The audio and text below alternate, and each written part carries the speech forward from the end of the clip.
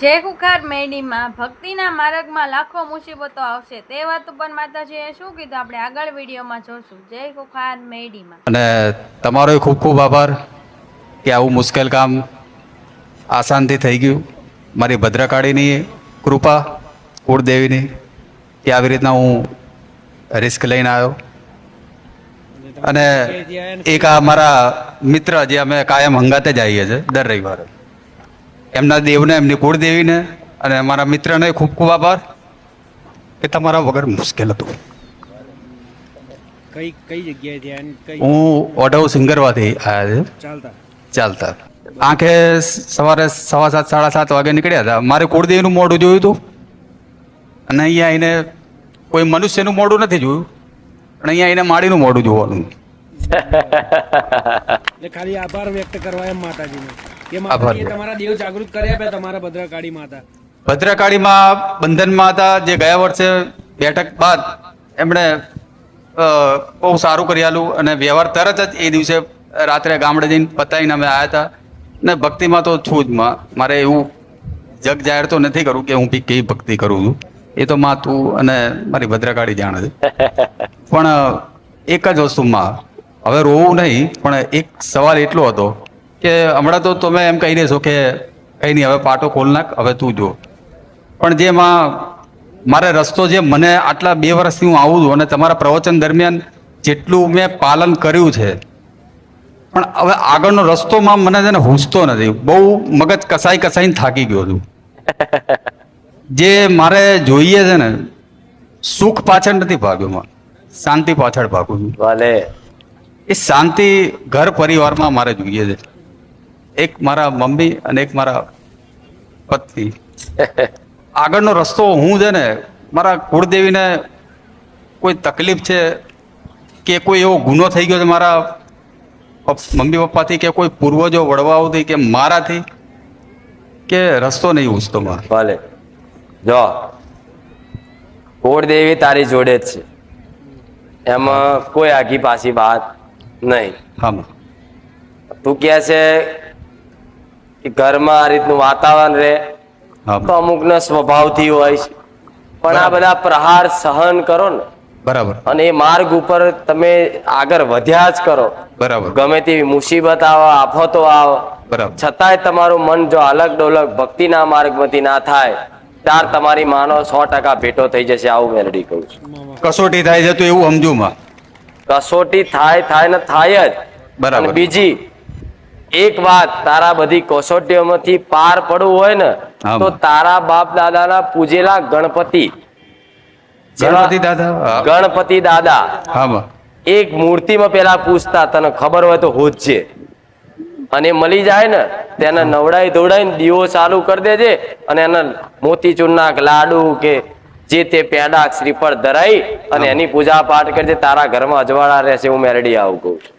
માં એ મૂર્તિ મળી જાય તો જ કે પછી હું મૂર્તિ ના મળે તોય પણ હું એવું કહું છું, મારા આશીર્વાદ થી, તારી મહેનત થી, તારી ભદ્રકાળીના આશીર્વાદ થી જે મૂર્તિ ગમે તો મળી જાય તો સારું, અને ના મળે તો ઓધરો દીવો ચાલુ કરી દેજો. હું માતા બેઠી છું. ગણપતિ દાદા. અને હવે 10 દિવસ તો માં ગણપતિ દાદાની મારા મમ્મી છે ને, 10 દિવસ મારા મમ્મી માટીના બનાવીને ગણપતિ દાદા અને શીતળામાં એક જ માટીમાંથી બનાવીને ગણપતિ દાદા, અસલ ગણપતિ દાદા જ તમને લાગે. કોઈ બહારથી અમે તૈયાર નથી લાવતા. મારા મમ્મી એવી રીતના 3-4 કલાક મહેનત કરીને અમે એને પૂછતા, જે ગણપતિ દાદાનો ઉત્સવ આવે ને માં, એમાં, અને હરખ ભાવથી દીવાબત્તી આરતી કરતા હતા. બીજું માં કે તમારા કોઈ વડવાએ ગણપતિની ભક્તિ કરી હોય ને, હા માં, એટલે ભક્તિના દેવ બરોબર માં, તમારી પીઠીએ લાગુ પડે જ. બરોબર માં. પણ એ તે તને વાતની નવાઈ લાગશે. આ તારા ભદ્રકાળીના ખાતાના ગણપતિ છે. લે આ પહેલી વખત આવું હા ભર્યું અનુભવ કરી જજો. તારી ભદ્રકાળીનું સત પછી જો કેટલું દેખાય છે. બસ માં. હો ભલે આટલું ચાલુ કરશે, પછી અને મહિના પછી 2 મહિના પછી ફરી એકવાર બોલવાનો મોકો મળે હા. અને ગણપતિનું કર્યા પછી હા. જેવું અજવાળું થયું, શું નવીન વાત બની એ મને આ રીત જાહેરમાં કહેવાય. ખાલી દીવો કરું ને માં અત્યારે. દીવો કર, મોતીચૂરના લાડવા, શ્રીફળ, બરોબર. રોજ દીવો ચાલુ રાખ. ઉભી વાત લો. બરોબર. ચોખ્ખા ઘીમાં કર. ચોક્કસમાં. ભલે રામ રામ રામ. અને તમારા સાનિધ્યમાં આવતા હવારમાં ટ્રાફિક પોલીસ વાળાએ 50 રૂપિયા સામે આપ્યા. એમણે એમ કીધું કે આપ્યા કે લીધા? ના માં અમે લઈએ નહીં માં, તમારા સાનિધ્યમાં 2 વર્ષથી હવે થોડા લઈએ, 1 રૂપિયો ના દે માં. પણ આ તો સામેથી એમણે આપ્યા કે તમે કઈ જગ્યાએ જાઓ છો, એટલે કીધું ખૂંખાર મેલેડીમાં બારે જાય, એટલે કે લો તો મારા તરફથી 50 રૂપિયા એમને આપી દેજો ભલે પ્રસાદી પેટે. પણ પ્રસાદી તો અમને ખબર નહીં, પણ રોકડા આપ્યું તો વધારે સારું માં. કોઈ વાંધો નહીં, એમનો જેવો ભાવ હોય હા માં. કોઈ વાંધો નહીં, આશીર્વાદ છે મારા. હવે ખોલનાક પટ્ટી ખોલી હોય અને મેં જોઈ લે એમ. રામ રામ મારી રામ રામ રામ. બ્રહ્માણી માના રામ રામ. આશીર્વાદ. બસ બીજું કઈ નહીં. કેવું અજવાળું લાગે. એનો ભાવ છે, એની ગોડી ભક્તિ છે મારા પ્રત્યે, અને અધરો વિશ્વાસ રાખ્યો છે. પણ તારા વિશ્વાસનો દગો નહીં કરું જગતમાં હું સોલંકી પેઢીની મેલેડી. જે મારા પર એક વખત સમર્પણ ભાવ આલ દે ને એના માટે તો પાતાળ ખોદી નાખું, આપ ફાડી નાખું હું મેલેડી. અને દુનિયાના છેડામાં નોધારા ના થવા દો, દુઃખમાં ના રવા દો, હું એ મેલેડી. આવો આનંદ કોઈ દિવસ નહીં થયો. ભલે આશીર્વાદ. તું એટલું હેડી ના આવે, તારા બાપ દાદાની બધી 6 પેઢીના ગણપતિ આલ્યા તર. બસ માં, ખૂબ ખૂબ આભાર માં. રામ રામ રામ. અને તારા મમ્મીને કે તારા પપ્પાને પૂછજે ગણપતિ સપનામાં આવતા હશે. હો રામ રામ. પિન્ટુભાઈ રમેશભાઈ ગોહેલ, ગામ મલિયાત જ છે. શું માનતા રાખી? માનતા હતી મારી શ્રીફળ ચુંદડી નારિયેલ અગરબત્તીની. 22 જાન્યુઆરીના રોજ આપણે રામ ભગવાનના ત્યાં અયોધ્યામાં રામ જન્મ હતું. એ દિવસે મારા મનથી 20 વર્ષથી હું ગુટકા મસાલા ખાતો હતો. તે મારી પ્રેરણા હતી કે રામના નિમિત્તે મારે કંઈક મૂકવું છે. મારી જોડે બીજું કંઈ હતું ને, બસ મનથી મારે મસાલા કીધું કે હું મસાલા ગુટકા હાથથી નહીં કહું. અને મારે ખુખાર મેલડી માના બાજડીથી ત્યાં આપણો ચાલતી હતી ગાડી, ત્યાંથી હું આવું છું. મારે શ્રીફળ ચુંદડી અગરબત્તી નારિયેલનું બોલે તો કે તું મારા પ્રેરણા આટલું માનતા રાખું છું, મને યાદ ના કરે, મને ખાવા નથી. આજે 4 મહિનાથી આજે ગુટકા મસાલા એક પણ નથી ખાતો મેં. 4 મહિના થઈ ગયા. 4 મહિના પૂરા થઈ ગયા. 22 જાન્યુઆરીથી આજ દિન નથી મેં ગુટકા મસાલા ખાધા. 20 વર્ષથી ખાતો હતો પહેલા, એના વના નતું ચાલતું માં. તો ભગવાન માતાજી માટે તમારું પ્રિય વસ્તુ મૂકી દીધું, ત્યાગ કરે તો મારા પપ્પા મને મસાલા છોડ દે, ગુટકા છોડ દે કેતા મેં ના માડી. મારા પપ્પા દેવલોક ગતા રહ્યા. પણ બસ આ વખત 22 જાન્યુઆરી મનથી શું પ્રેરણા થઈ કે મારા રામ માટે કંઈક મૂકવું છે તો મૂકી દીધું. અને મેં તમારી માનતા રાખી હતી શ્રીફળ ચુંદડી અગરબત્તી નારિયેલ નહીં, કે મને યાદ ના કર્યા દેતા, મને ખાવા ના દેતા. જેટલું ભાલું લાગે તમારી કોઈ પ્રિય વસ્તુ હોય, ગમતું હોય એવી વસ્તુ ત્યાગ કરો તો. અને માં પણ પરાણે ના કરતા હો. ના મનથી માં આજ સુધી નહીં કરવાનું. પરાણે કોઈને ટેક લાવું, શ્રીફળ કોઈ ચુંદડી નારિયેલ પાછા ચાલુ કરે ને કોક દાડ ખાઈ લે, ના, ટેક ના. તૂટે એના કરતા મનથી છે ને પ્રાર્થના કરજો. ના છૂટો ને તો એ રોજ પ્રાર્થના કરજો, એક દાડ તો તમારી માં છોડાઈ દે. માં છૂટી ગયું. અને હું ચૈત્રી નોરતા મારા માતાજીના કરું છું અને આસો બી કરું છું. પણ માં હું મારી અટક ગોહેલ છે, મને ખબર નથી અમારા માતાજી કોણ છે. મારા બાપ દાદા મારી માતાજી કુળદેવી પૂજી નથી. પણ હું તમારા સાનિધ્યમાં આવવાથી મને જાણ થઈ માં કે મારી માં ચામુંડ માં છે.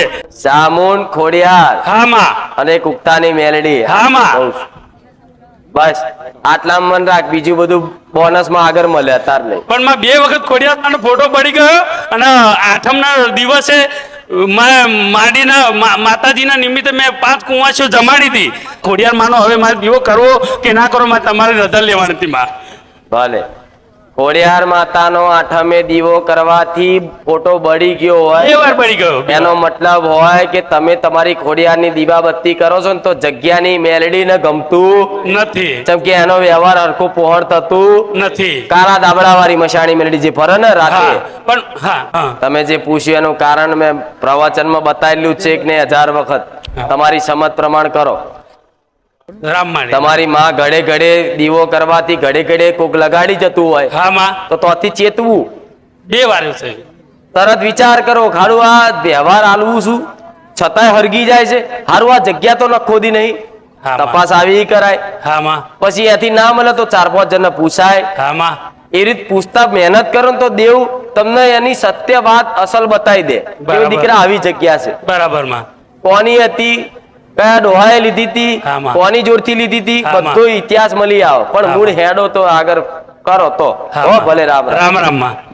નથી આવવાનું આપણે બાપુનગર બાપુનગર. શું માનતા રાખી હતી તમે? હવે બે છોકરી હતી મારે તે બાબા માટે માનતા રાખેલી હતી. બરોબર. આગળ બે દીકરી હતી, હમ. એ દીકરા માટે માનતા રાખી હતી? દીકરા માટે બરોબર. તો માનતા રાખે પછી દીકરો આપ્યો? દીકરો આપ્યો. તો આ માનતામાં શું રાખ્યું હતું?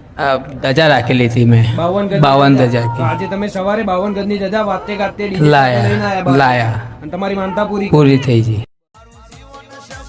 મારા ઘેરથી રોટલા બનાવી 11 રોટલા, કેટલા? 11 રોટલા બનાવી.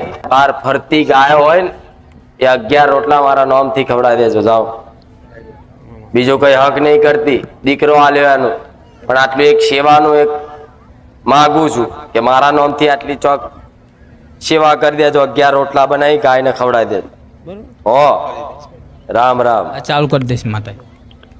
અમારે એક દીકરો હતો આર્યો નાનો, એના 2 વર્ષથી સગાઈ નથી થતી.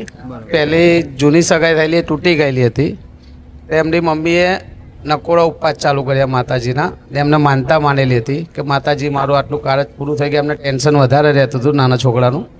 એમને માતાજીની માનતા માની કે મારા છોકરાની સગાઈ થઈ એ માતાજી તારા નકોડા ઉપવાસ પાડીશ અને માતાજીની જે શક્તિ પ્રમાણે આ જમાનવેરામાં જે શક્તિ પ્રમાણે આપીશ એટલી વાત કરેલી. એટલે એમને એક કાચી સગાઈ થઈ ગઈ છે.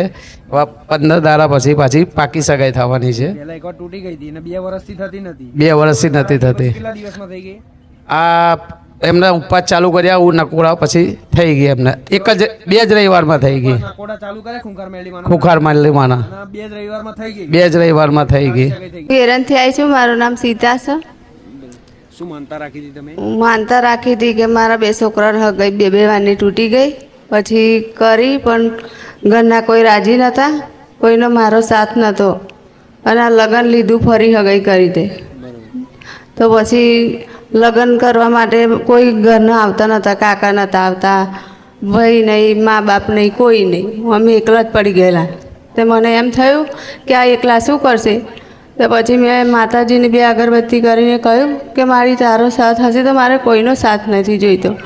અને મારી કુળદેવીનો અખંડ દીવો રાખી અને 1 મહિનાથી ઉપવાસ કરું છું. નકોડા સાંજે પણ નહીં, કશું નહીં, પાણી અને ચા, બસ બીજું કશું નહીં. અને 2 છોકરાને પગે લગાડીશ, ફરી હું અન્ન લઈશ એવી મારી માનતા હતી.